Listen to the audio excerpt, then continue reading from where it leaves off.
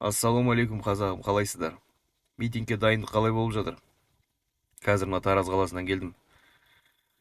Ол жақтағы кісілерге айтарым, Тараз қаласының айналайын жерлестерім. Мен Жамбыл облысы Жуалы ауданында туылғанмын. Сондықтан сіздерге жерлес болам, бауырластар Тараздағы. Сіздерге де митинг өткіземіз деп біз қағаз жібергенбіз, бірақ әкімшілік рұқсат бермеді ол жаққа. Сондықтан қазір ол жақта митинг өтпейтін болады 27-сіне. Тараздықтардың бәрін Алматыға шақырамыз. Және бір маңызды сұрақ, комментарийге көп ағайын жазып жатыр. Не үшін біз митингке шығамыз деп. Не үшін шығу керек екенін түсіндіріп берейін. Қазір бізде адамның санасына сыймайтын қисын біздің мемлекетіміздің, жұртымыздың сағын сындырып отқан заңдар бар. Ол заңдарды парламент қабылдайды.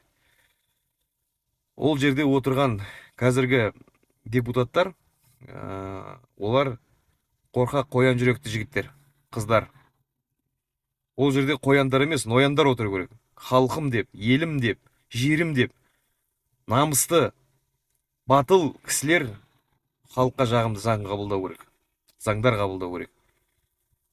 Сондықтан бұл заңдарды өзгертудің бірден бір мүмкіншілігі ол парламентті таратып, ол жерге кәдімгі саяси бәсекелестен өткен, әбден сыналған тұлғалар өту керек.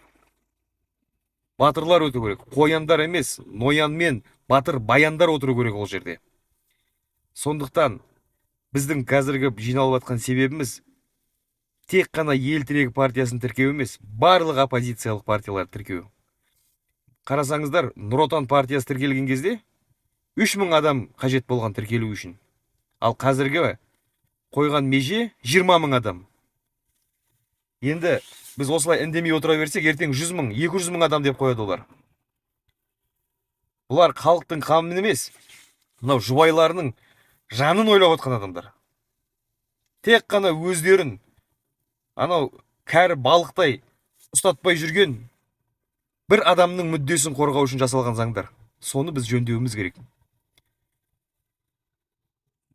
Мы разделим Нұр Отан, Нұр Отанды айырамыз. Митингке келіңіздер, алға қазақ елі.